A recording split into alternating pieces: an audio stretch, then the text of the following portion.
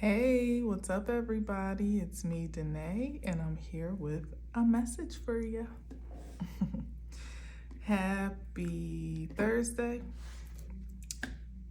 It is May 23rd, 2024. Today is the day of the full moon in Sagittarius. Later on tonight, if you didn't get a chance, definitely check out my full moon message and reading from yesterday, time-stamped accordingly.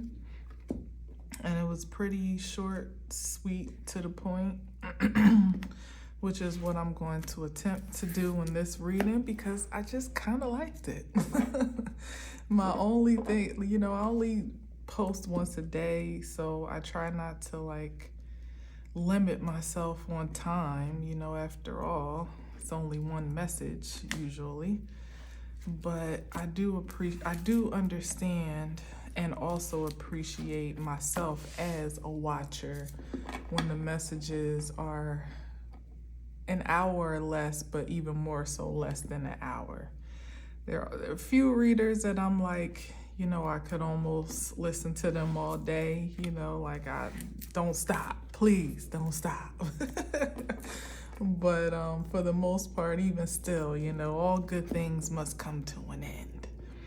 And I could only hope to be that caliber of reader for anyone, for someone, now or in the future. But I understand, these days there's just so much out there. The market is so saturated with messages and messengers, not in a bad way, it's absolutely a good way, but you can hardly find time in the day, productively speaking, to listen to those that you really have a connection with, let alone to then engage any new voices that you may come across. So I understand time, I get it. Sometimes I'll see a message from somebody that I wouldn't mind tuning into, but depending on the time that I have to invest or spare, it's just I'm gonna catch that later. And sometimes later never comes. Then you're off to the next frequency of energy on the next day, and so on and so forth. So I guess it's a good thing that there's so much wisdom and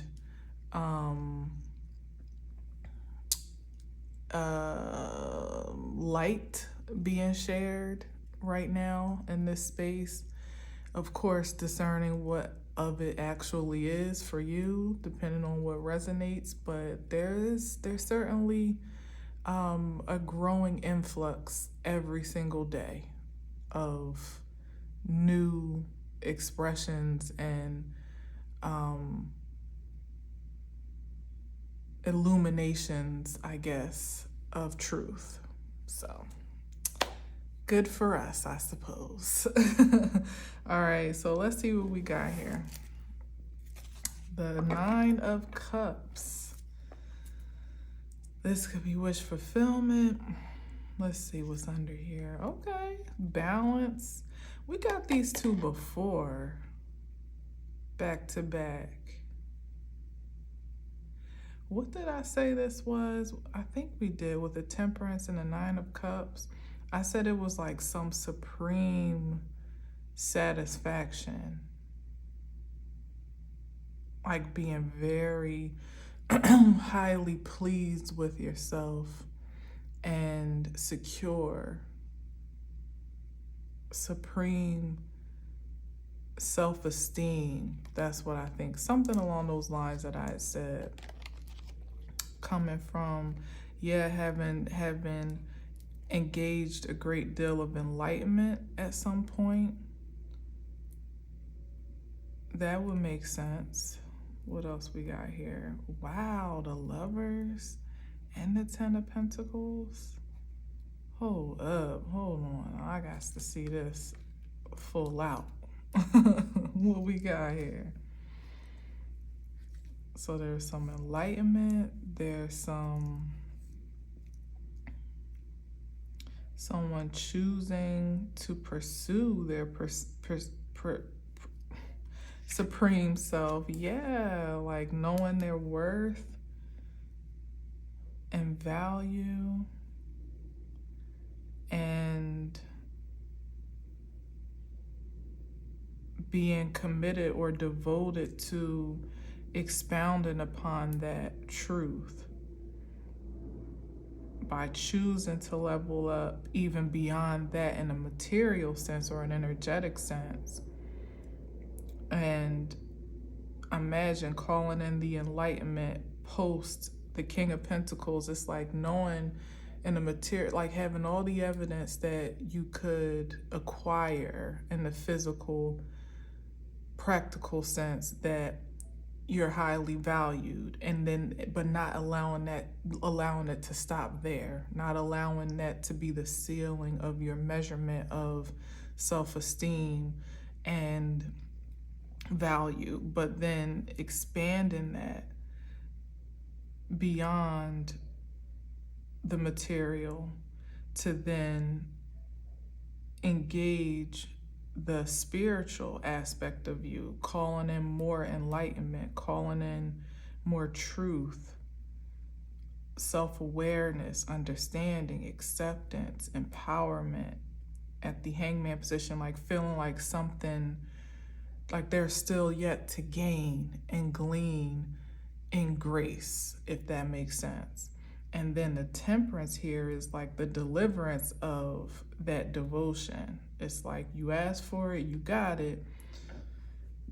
Part of me, and now here's someone feeling quite whole and complete now at the Nine of Cups. It's like, man, you like, what is there to be desired at the Nine of Cups coming from the King of Pentacles with the Ten of Pentacles, the Lovers, the Temperance? It's like, this is, and somebody that is wise, you know, by their own experiences, by their by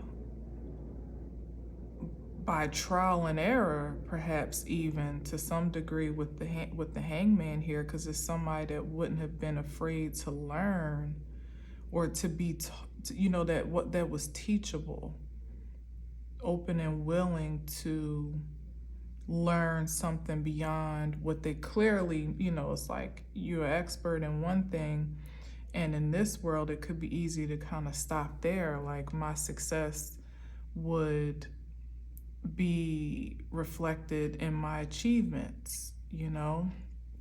But this is somebody that was like, nah, there's more, you know, there's more. They wanted it, they desired it, and they got it, and now they're holistically pleased with themselves at the Nine of Cups,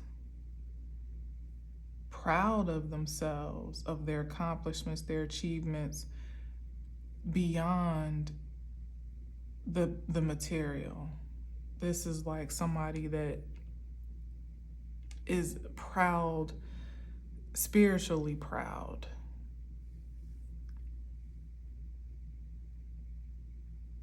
Like proud of the man that they are holistically.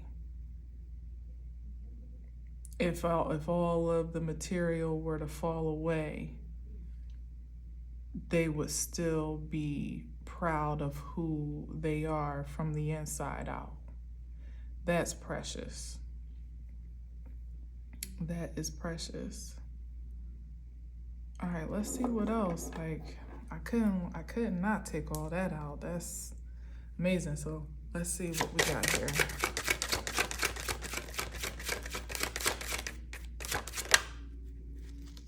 Full card. A new journey, new discovery, and faith. Yeah, again, like if somebody were to have to start all over, you know, lose everything and start again, it'd be of no consequence, because what they've gained in wisdom is what is truly invaluable to them now.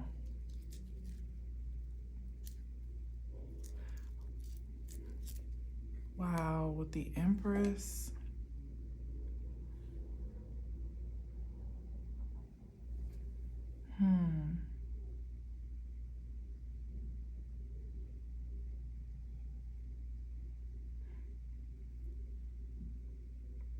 This is definitely a promotion in power. So whether it's you as the Empress on account of this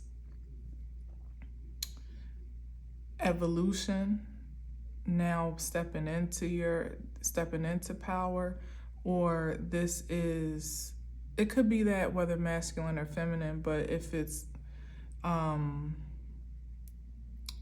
masculine's driven affection, driven ambition for an object of affection, someone being sure of themselves now at the Nine of Cups, having kind of like, processed themselves up, to not go from just the high value man in the material sense, but now high value in spiritual essence as well. And that's open. This is the type of man you want to see coming, somebody that is highly esteemed, not arrogant, not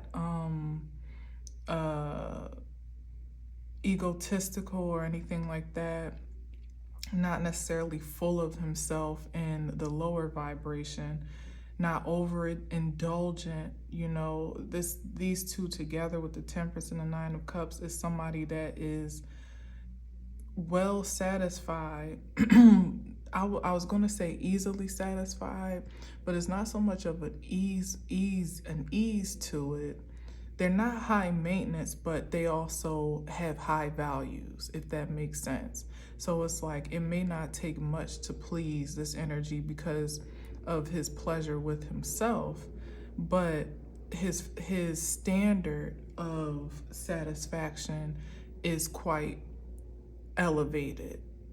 It's more about the quality of his satisfaction and pleasure than it is about quantity. It's not about overindulgence, having more cups than you can actually drink. It's the substance within those cups that is most valuable to him, which means that he could have one or two here, even with the Temperance, and be satisfied, but he just happens to just be so blessed to have 9, to be very, quite abundant, as the King of Pentacles would be, right? Like, it's just an exuberance of fulfillment, but it's not just about quantity. He's not just collecting souls or hearts or, notches on his belt.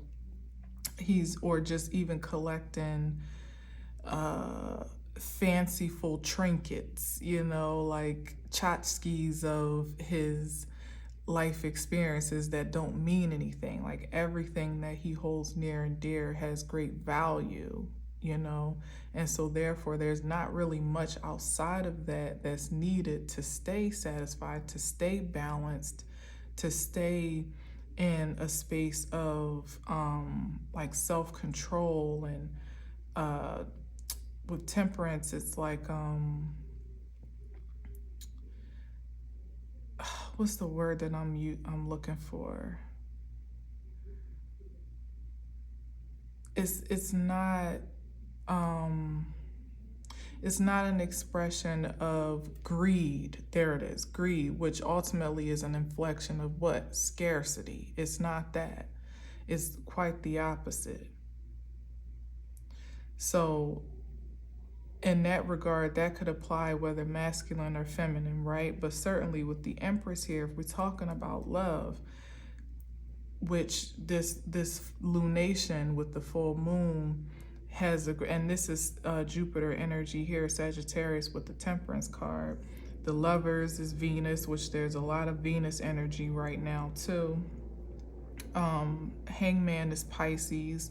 Pisces is significant right now, being retro in Aquarius, I believe, at this moment. And then the Empress is Taurus or Venus, but Taurus or Libra, but ultimately more Venus energy. So it's like, love is definitely in the air, and it's something that may or may not be a realization well, it may or may not be a potentiality of actualization for some, but regardless of whether it is, the preparation for that reception or reciprocation is ideal in this state, whether it be masculine or feminine, for somebody to be so self-secure and aware and accepting and satisfied that it's the potential of commitment is not based on codependency, you know, because there's not even particularly like a detrimental dependency on self here, especially not in the material sense. It's more reflected in their spiritual dependency or supreme self than anything. That's definitely an energy you would want to see coming and would be encouraged to have a new beginning or experience or explore some new option of commitment or co-creation with. Unlike yesterday's energy, which was the opposite. You know, somebody was fraudulent, false, concealing information, not really living up to the projection that they were, the persona that they were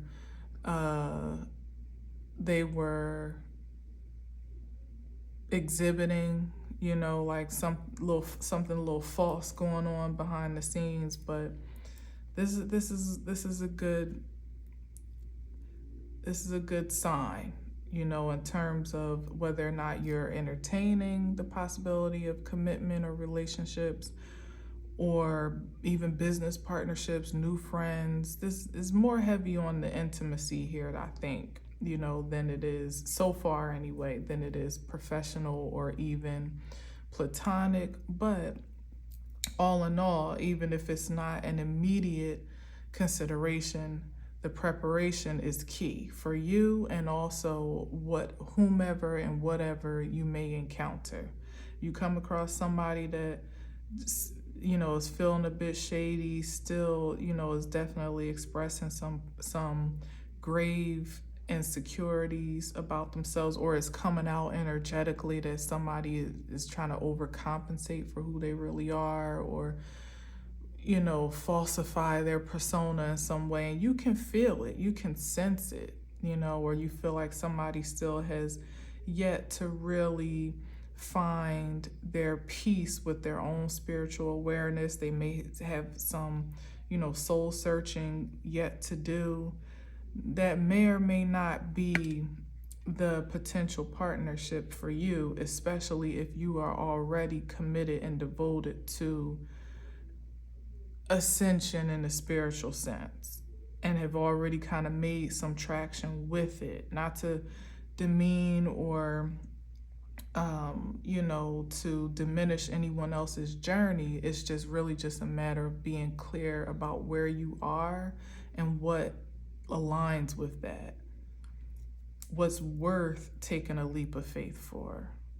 Does it have long-term potential? Does it have at least profitable and productive potential, you know, which I could definitely speak to the long-term or just greatly substantial with the Ten of Pentacles, because Ten of Pentacles definitely does speak to longevity. You know, it's generational wealth here. So even if it's entertaining a potential professional collaboration or co-creativity, it's really considering what's in it for you beyond this moment in time. Is it something that has the potential to grow, to last, to expand, to advance you even beyond where you are now?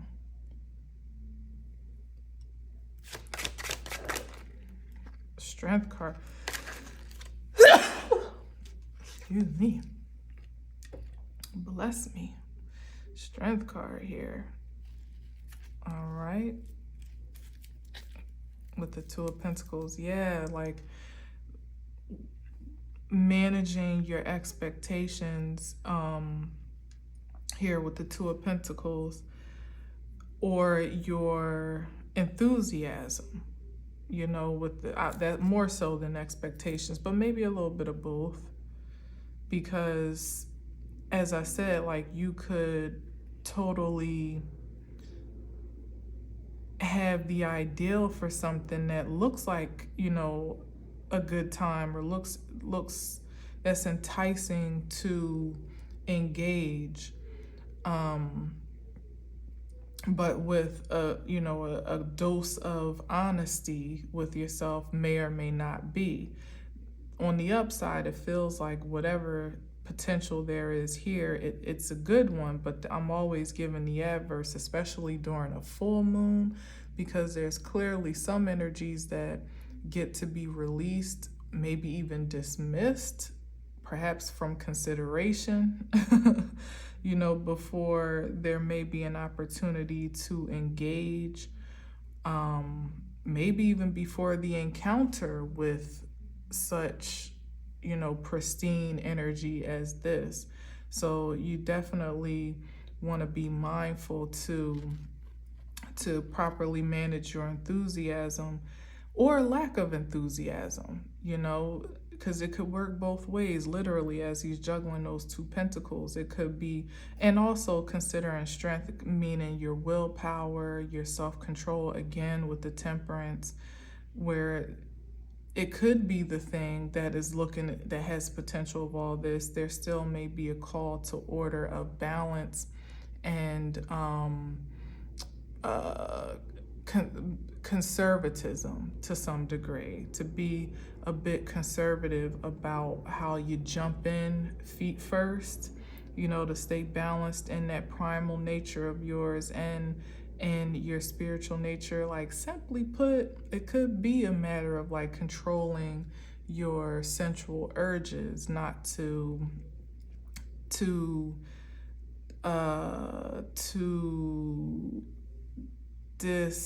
there was a word I just heard, what was it?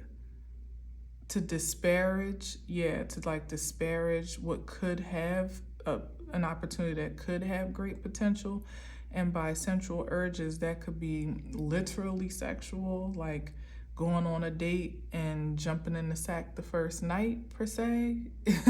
No shade, definitely no shade, because I've been there, I have. But it could be that, like, as simple as that. Or it could be, like I said, seeing something that looks exciting, looks fun, looks, you know, everything checks out on the surface, and you jump head first into it without maybe doing your due diligence to kind of vet the possibilities or the prospect, or, you know, consider the terms of the agreement, or really allow someone to kind of show you who they are, you know what I mean? Like, to, you know how they say you meet someone's representative.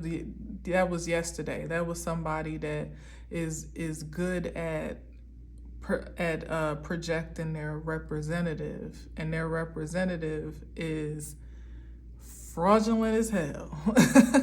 Like, everything that representative proposes himself to be is really for the purposes of seducing and alluring for deceptive purposes. It wasn't for, you know, pure engagement or even balanced connection and co-creativity. It's somebody that absolutely is just looking to get as much as they can out of partnerships, or out of the potential of partnerships, and give as little as possible. You know, as a matter of fact, it's somebody that may or may not have much to give, as in the Two of Pentacles. So they're only, you know, their public persona is quite hyped up, because it has to compensate for what the truth of their identity truly is. Like, you wouldn't know that, though, until you actually got in there or got acquainted closely, or allow some time to pass to see the truth of some things, which is why a call for being conservative or reserving conserving your ambition and your enthusiasm may be important, whether it's a matter of waiting to see if something is real or false. Because even if it is real, you wouldn't want to jump the gun and, again, just like kind of disparage what could be quite pure and innocent before it even gets a chance to blossom into that reality. Even like a love at first sight type of energy, like I've been there, you know what I mean? And it's like, it feels so good to have a spark, a connection with somebody that you kind of almost want to, and that can be Jupiter energy, like willing to take the gamble to kind of see where the adventure goes, and ultimately not even feeling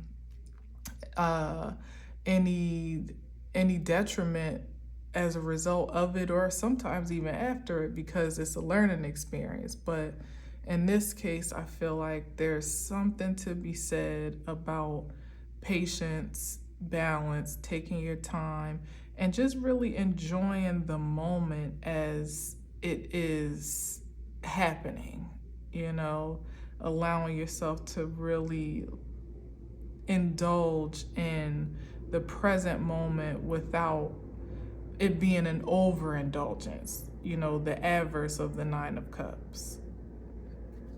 Being quite satisfied, but not overly stimulated.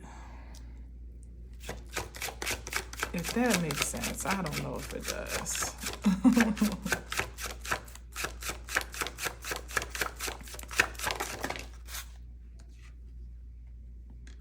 Yeah, because it's about long-term investments here. So no need to like jump in, throwing all your eggs in the basket at once. Because if it's something that really does have all the potential of this first row, then it's as good as secure in the short run and in the long run. It's like you wouldn't need to feel like you have to solidify it with an intimate like with an intimate impulse per se, because somebody that you really feeling, say on that first date and all the sparks are there, all the chemistry is aligned or whatever, if it's that good, then it's only going to continue to get better with time. And as you continue to get to know each other, it's the things that never really did have the potential. It might have been a good spark in the moment, or like good for now type of energy, that once you allow it to kind of sit for a while, it either shows itself to be fleeting or temporary, or just out of alignment altogether. There are certainly things that I wish I would have held my horses on to some degree, because I don't really live with regrets, because like I said, everything materializes into some lesson or some gold nugget of sorts. Really, it does. But if I could have,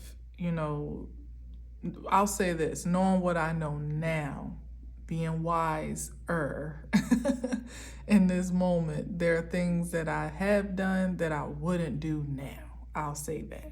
No matter how great, how amazing, how sparky, how much chemistry there is, I think I would still at this time have the self-control and the temperance to allow things to unfold naturally and organically, with no particular eagerness about overindulging or jumping in before it fizzles out or nothing like that. Like I have a much more long-term view of investment in love. Yeah, like than the Knight of Cups might.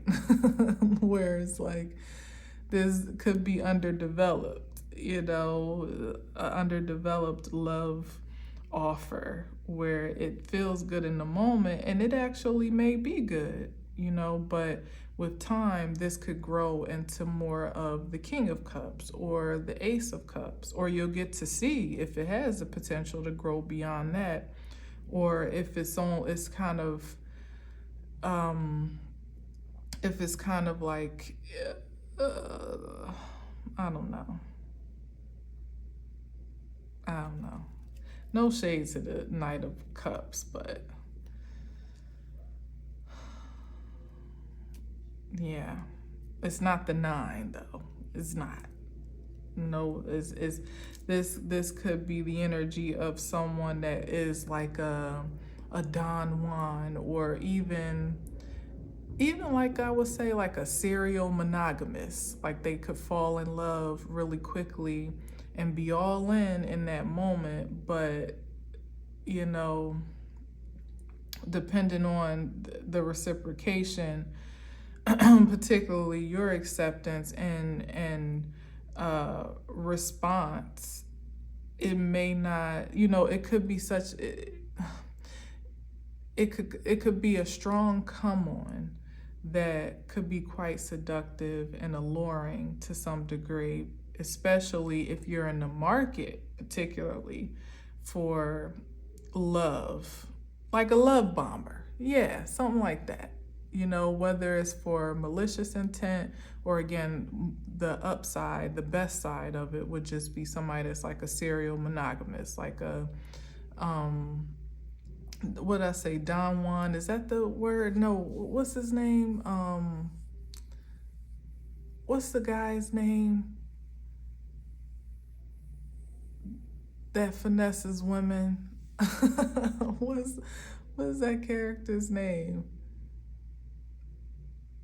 I can't think. It'll come to me though. Shoot. You know the essence of the character that just loves to romance women. I can't think of the name to save my life, but it could be an energy like that where he may or may not necessarily mean any harm. But here's the thing. The disparity between these two energies is the frequency of security. That's what it comes down to. Because back to what I was saying here, somebody that that doesn't need much to be satisfied because they're quite pleased with themselves in a high vibrational way, isn't really out to seduce anyone for their own self affirmation, or for their own personal esteem. That's what I get the energy of the Knight of Cups is, like somebody that really kind of measures themselves by the notches on their bedpost, but not necessarily in a sexualized way, but there's something that they gain in exchange, in love exchanges, that they aren't for some reason able to really acquire or cultivate on their own. That is a scary specimen, especially for a woman that may be particularly vulnerable to love expressions, because what seems like is being expressed on the by way of the inspiration of you, as the object of affection, may be less of that and more of what is being acquired for their own esteem. If that makes sense. It's like somebody telling you how beautiful you are, and they love you, and they're falling so deeply, and they never felt this way, and da da da da. It's like somebody may be more aroused by their tactics of seduction and like how effective they actually are than they actually are by you in your essence. Like they get off more on being able to kind of like captivate a woman or man or whomever the object of affection is than they do on actually connecting and then being willing and able to maintain that level, that connection, but especially at that level. So it could also be someone that, yeah, because with the Seven of Pentacles, it's about the long term. So it could be someone that could get you, but they don't know how to keep you, because that level of romance, so to speak, is not really maintainable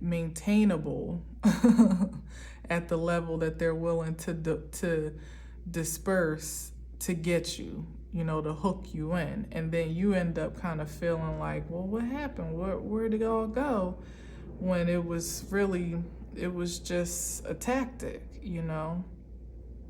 And that could even work, because it seems a bit malicious how I'm saying it. It may or may not be, but it's something about the you never know type of energy here, which is why it's up to you to kind of pump your brakes, let things play out, fairly and in a balanced way, so you can see all of the energies on the board. You can see all the cards that are being dealt fairly. Because it could just be somebody, could just be natural, like the honeymoon phase of a connection. Like I said, that initial spark and that allure and the seduction of love and getting to know someone or dating or having a crush, and that sweet honeymoon phase of things that is virtually impossible to maintain, especially without a deep devotion and understanding between both parties.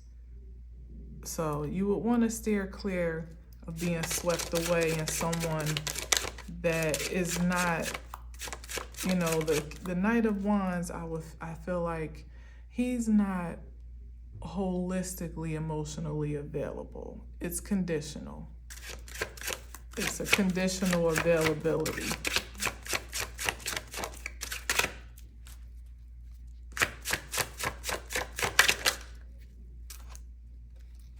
Yeah, see, it's like, it's sweet, it's nostalgic, it's, it's vacation love. I don't know why I even said that, like vacation love. Like somebody you meet and they feel so familiar, but it's in such an unsuspecting place or way, or like literally love at first sight type of energy, but there's a certain familiarity about it that makes you feel like it's safe to dive in, to explore, to kind of push boundaries that you may or may not have otherwise. You would want to be careful if that has longevity.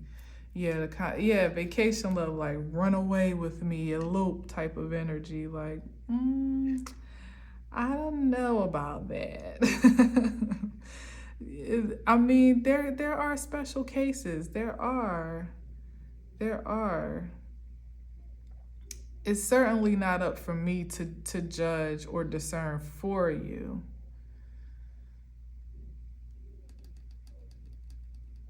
Six of Swords, it's like a reconciliation. So, and this is like past love or past experiences. So, it could be a matter of somebody coming back around and wanting to pick up where you left off, or, take things further than where they went.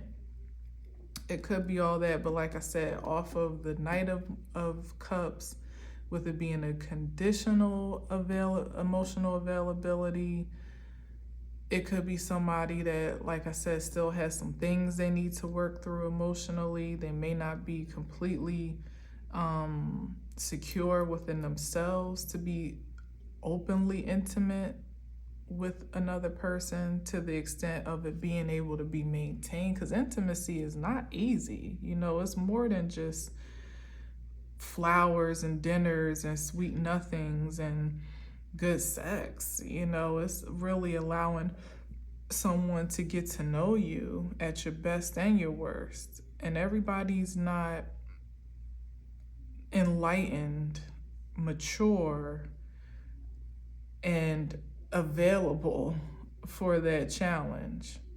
And there are some that would actually use that energy, like I said, to almost offensively to lure you in, to almost make you feel like they're in a position to give of themselves in that intimate way, but really are just gleaning off of your offering of love and intimacy. And that's the scary part, because those energies are absolutely out and on the prowl and are pulling out all the stops, because this is the prize up here. Like, everybody wants this, but not everybody is willing to put in the work for it.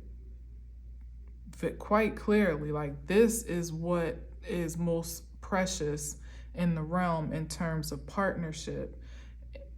Like, nobody really wants a toxic partnership anymore, because where it may have been prosperous or profitable, I'll say, at one point in time, most people are waking up to the reality that it doesn't have longevity. It doesn't afford you that long-term prosperity where you don't have to worry about losing it all today or tomorrow, losing each other, breaking up to make up, losing your mind, your sense of self-value and worth, and your groundedness, your peace of mind, your self-esteem. Like, this is what one would covet to be able to acquire and to maintain in a partnership. But everybody, some folks, as in the Knight of Cups at his worst, and there was some other energies too, right? But for the most part, that would be willing to cut corners to have the benefits of it without actually earning it, And that would be at the expense of your heartbreak if you're on the opposite side of that. Hopefully not on the aggressive side of that, of course, but anything's possible. If you are, yeah, exactly. Like, no, you wouldn't want,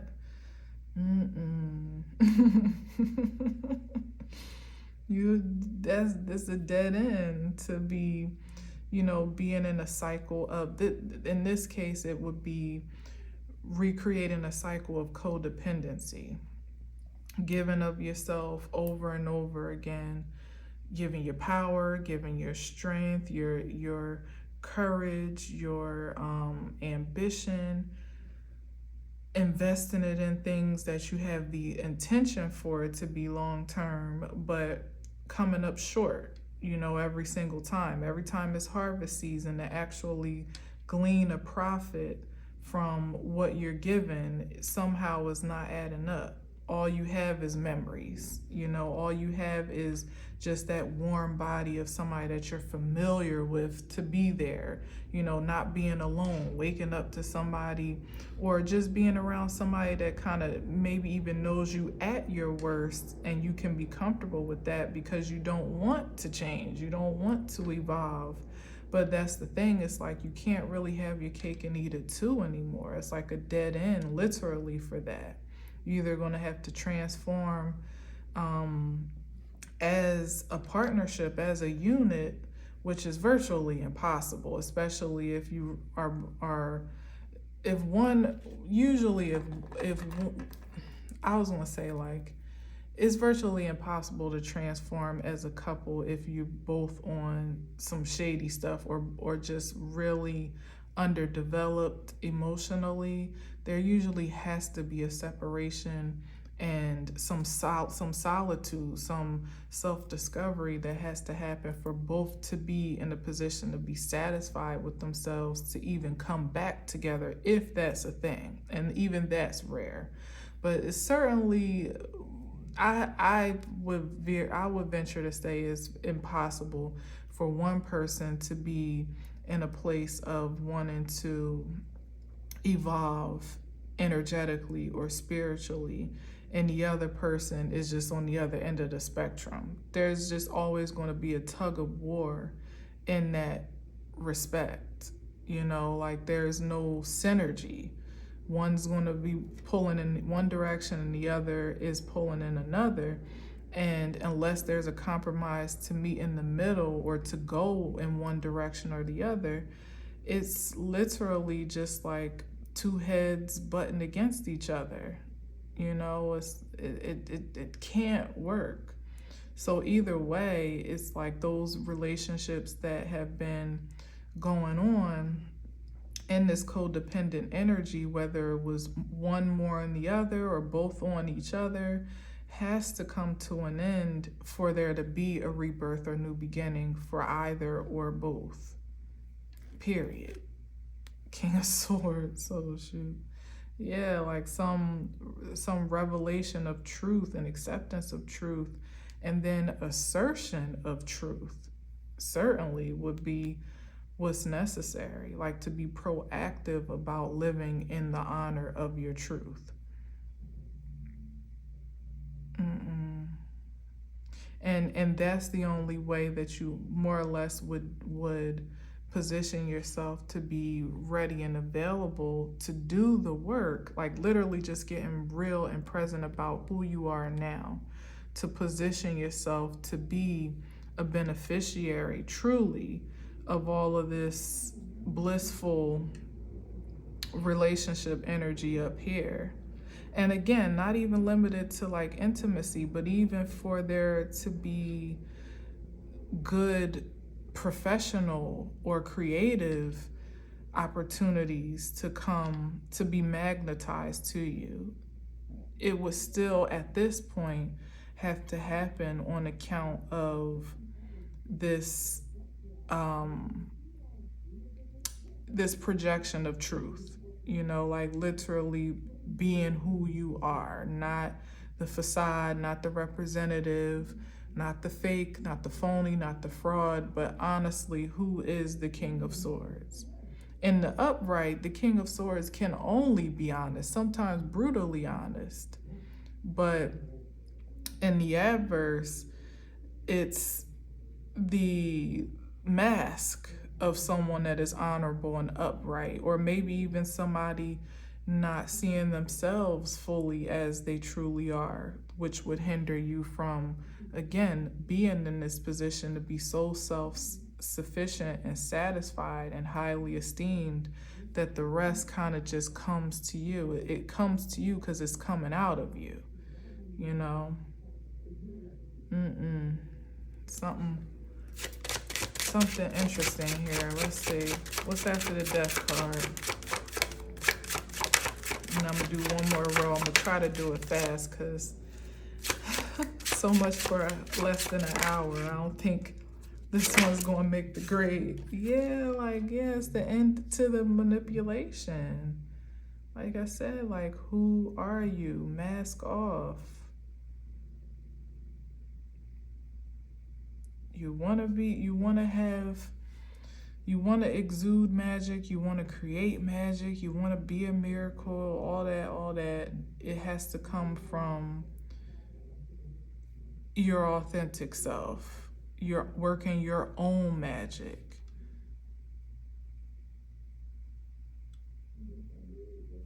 Let me see here. What's on the bottom? Yeah, this is the expectation from this point of, I would say, manipulation, or just expecting to almost like manhandle a manifestation of yeah, that's what it is. It's like, it is manipulation, but somebody is trying to like fabricate self-esteem, if that even makes sense, you know, like, again, back to that King of Swords kind of in the adverse energy, trying to present themselves to be so high level and high achieving and intelligent and intuitive even, and intellectual, almost genius level persona by way of what they may have been able to achieve for themselves, perhaps even materially, but we know that that's fleeting. And so when all of that dissipates, as perhaps it has with the Seven of Pentacles, what's left, what's real? Like I said in the very beginning, it's the stark difference between someone that had a great deal of material evidence to show for their success or their affluence, but still journeyed on to find out what more to them is there, and then to express it and pronounce that over the material. Then the material just becomes like extra, added value, but it's not the whole of the man. This is different. Like, this is, in part, the man that feels like the material is the evidence, like, look at what I have, look at what I do, look at what I've accomplished, look at my achievements, look at my position, look at my clothes even, look at what, maybe even the type of woman I'm with, or the type of women I can get, but it's like, and expecting there to be a reciprocation of profit for that projection, but that's closed. Like, that energy doesn't really produce the same way anymore. It just doesn't have the same effect that it had before. Whether this is like specifically speaking, but generally speaking, energetically, that's not the energy that sells anymore.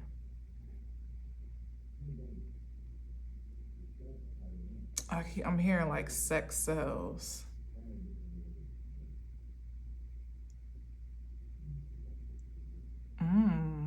Oh, hold on. Now it's taking a whole nother turn. Oh no, I don't want to go down that road. And let me just say, sex doesn't sell that well in this regard. And if it does, it ain't paying like it used to. And it brings more debt than it does profit, it seems.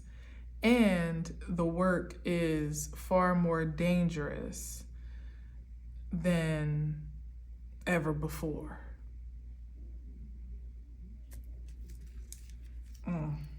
There's much more of a risk and a threat to that line of work, whether it be actually or figuratively, to allow yourself to lead with sexuality or lead by your primal impulses, whichever way it is.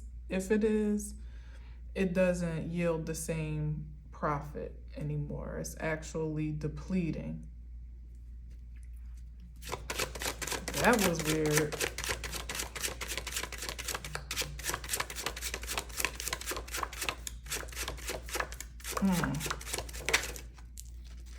That's weird.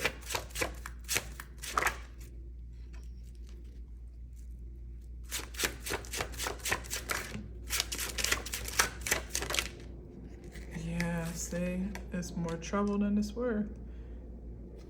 I'm gonna try to go fast for this round. Community D, perhaps. Nah, it's just like, it's not a balanced give or take here, is what I'm sensing. Where it should be a intimacy, love. It should be a balanced reciprocation between partners. But there's something,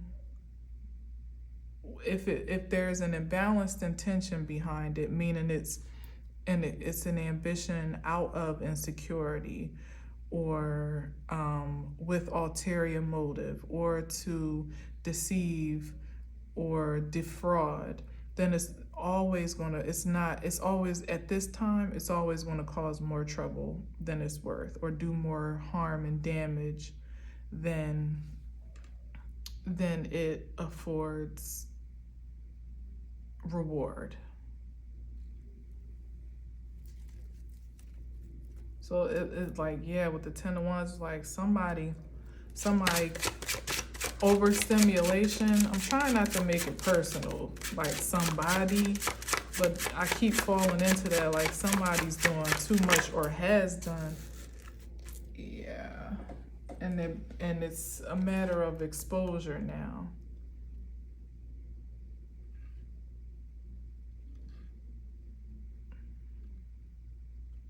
Doing too much for too little. Yeah, look at the 5 of Cups for too little. It's not gaining much, and it's not productive, it's not healthy, or it wasn't. Maybe this is past tense that we're talking about, and somebody's again looking at their actions that have been out of lust, perhaps, and seeing where they haven't yielded much, or wishing they had done something different, perhaps sold into a different field or source. I don't know.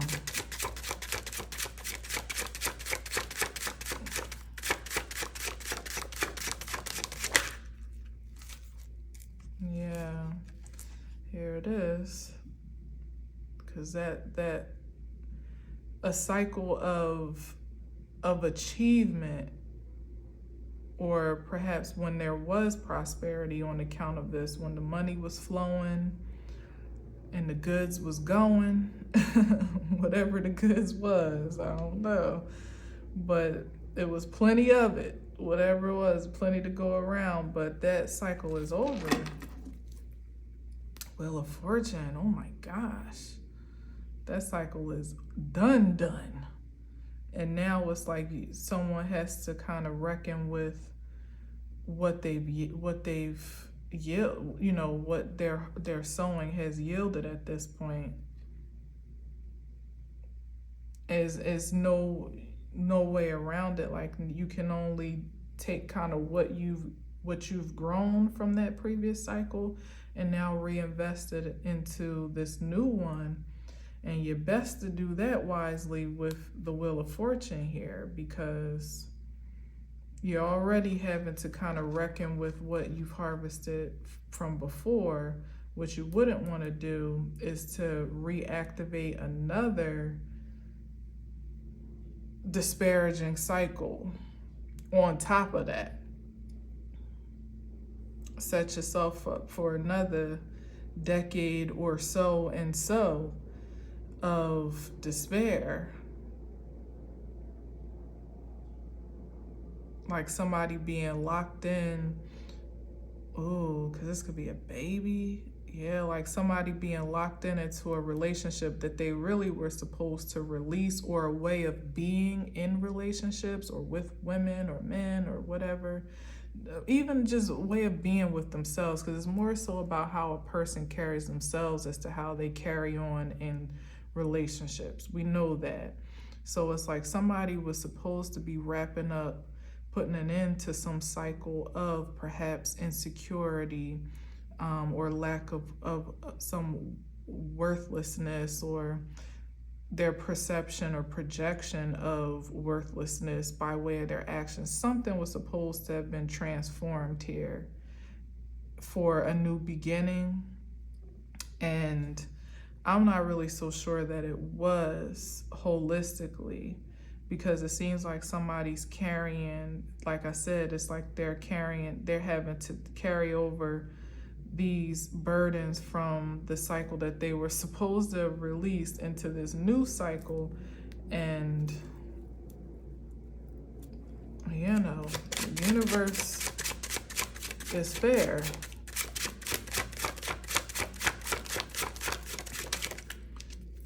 So I guess it matters, and it could be a matter of somebody feeling like, well, what's done is done. This is the life I've committed to. Like, say you kind of get locked in a relationship that is not like it reveals itself to be karmic, or not ideal and you realize like, damn, I should have left this back there, it still wouldn't be wise to say, well, what's done is done. I'm gonna just have to live this out, kind of accept it as your fate and commit to something, like double down on the commitment, whether it be in pride or I don't even know what would resolve somebody to kind of just give up that way, almost surrender themselves to, to despair. But it's one thing to be locked in with like a kid or something like that, where you have to deal with the person. And that may be the karmic retribution here, that there is a connection that can't be broken by way of a child or something like that. But there's still an opportunity to refresh the cycle without committing yourself to it all over again. It's like somebody's still not willing to drop the burden that they acquired last go round. They're just,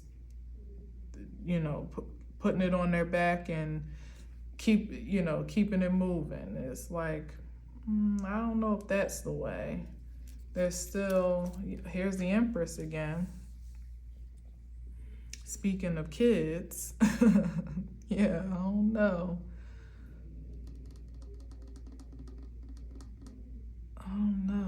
But it's the Empress though. I guess because there's always hope is again, as long as somebody's willing to put in the work with something that is trash or that is just not at all given what it's supposed to have gave, then why not put in the work for something a bit more promising? Even if it's not guaranteed, it's like you're absolutely not on a trajectory for success, kind of surrendering yourself to mess.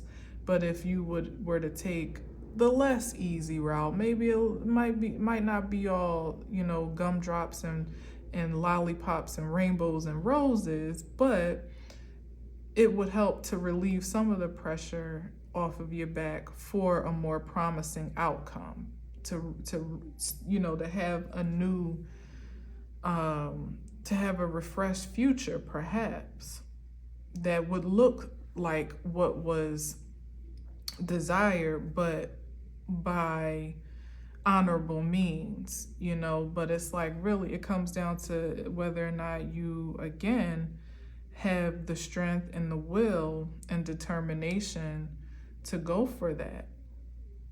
It does take a bit of an ego death, and for people to be willing to really like burn the mask that they've been perpetuating perhaps for all their lives, as a means of protection, usually, in order to have a promise of like new fertility, new prosperity, growth,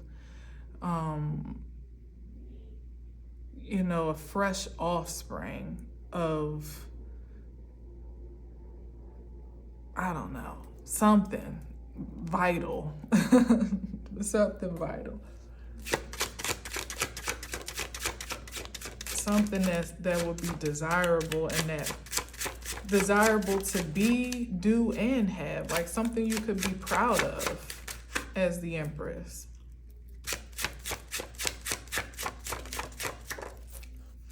Yeah, here's the Justice card. But it's always a matter of what's fair. Equal, this is absolutely equal give and take, especially when it comes to universal standards. It's like, what you give is what you get. Cause and effect. The reaction to your action.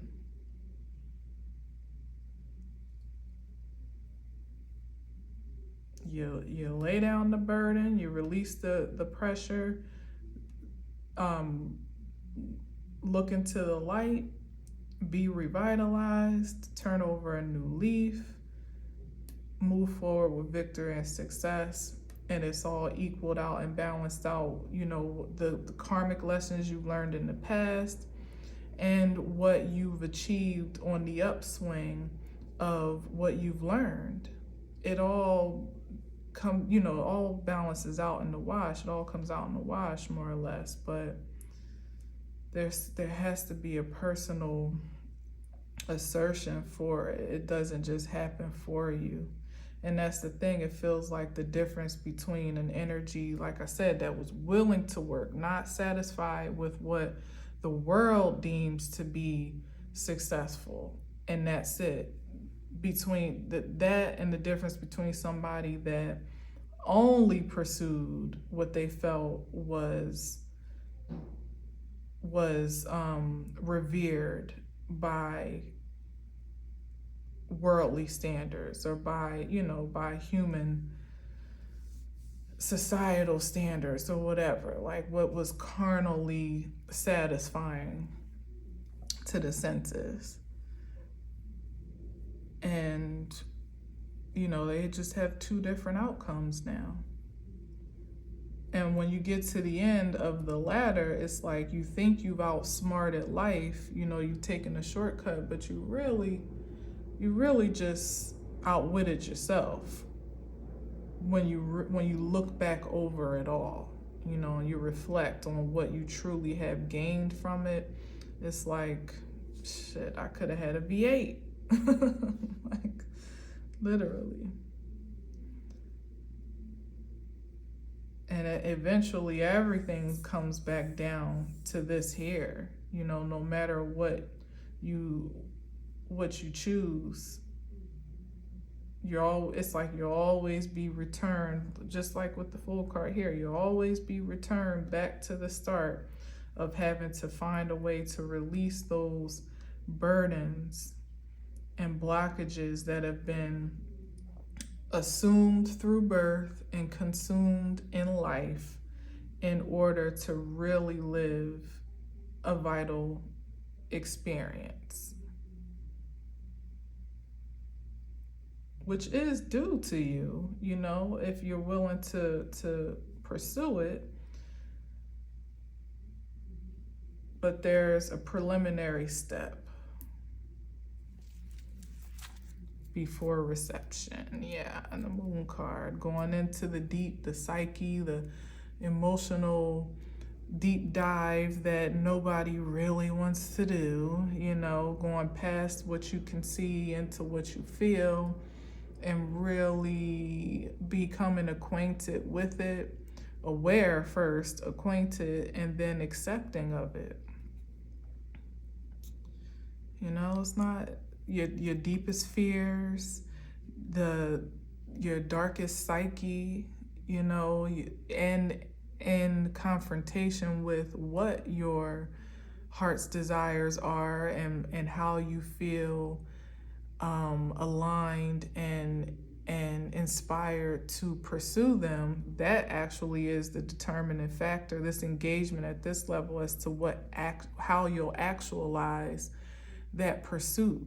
What things you're willing to do and what you're not willing to do is the difference between the two energies, all depending on what more or less is kind of lying dormant here, that, as I said, if you just kind of stop at the surface, you'll never really know, and you'll just do it the way you've been conditioned to do. And for some, that'll be enough, at least for the time being. But in the end, it's never enough, because you can never stop pursuing.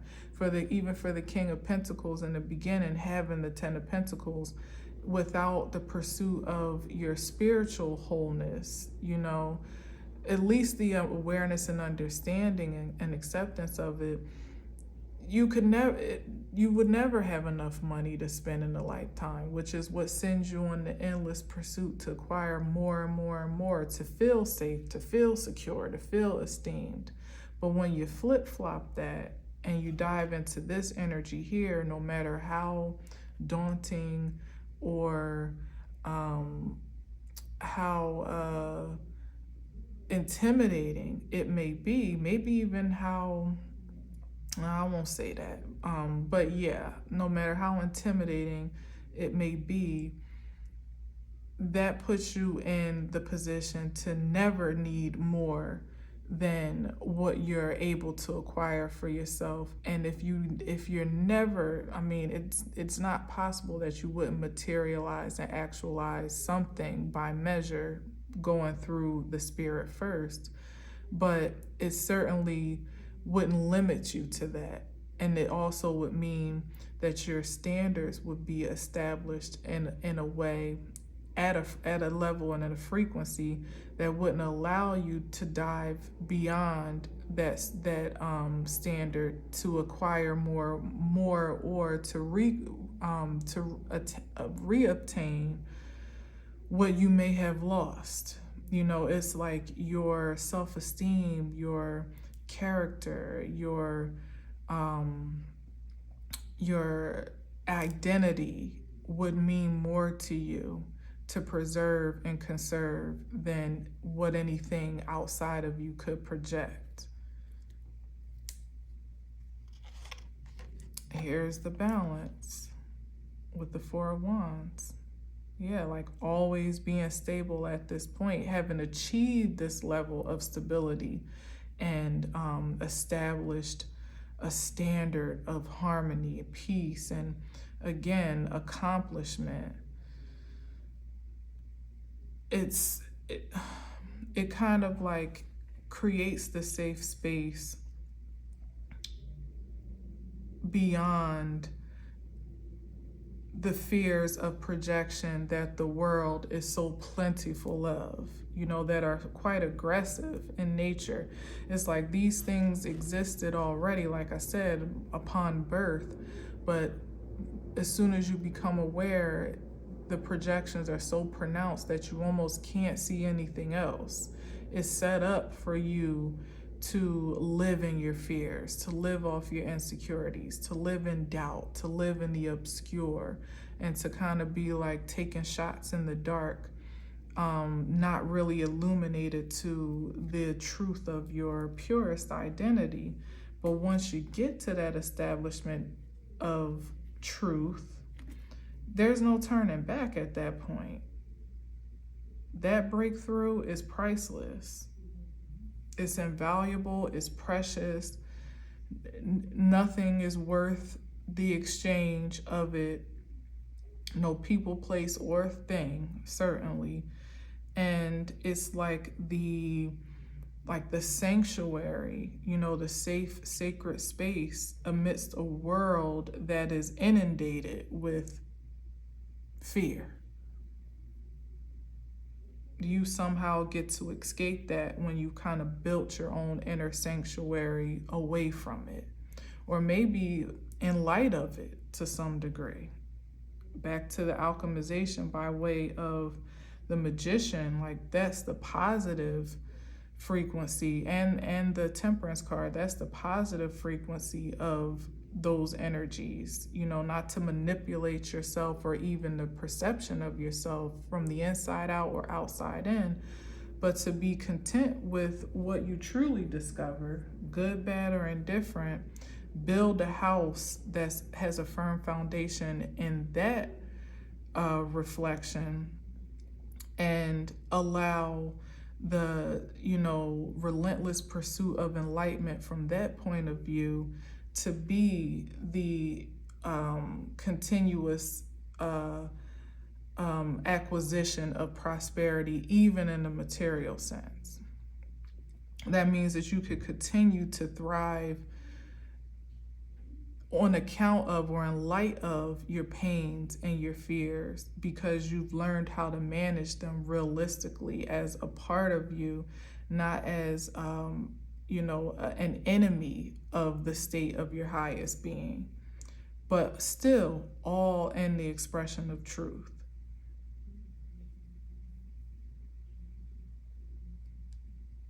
I hope that makes sense.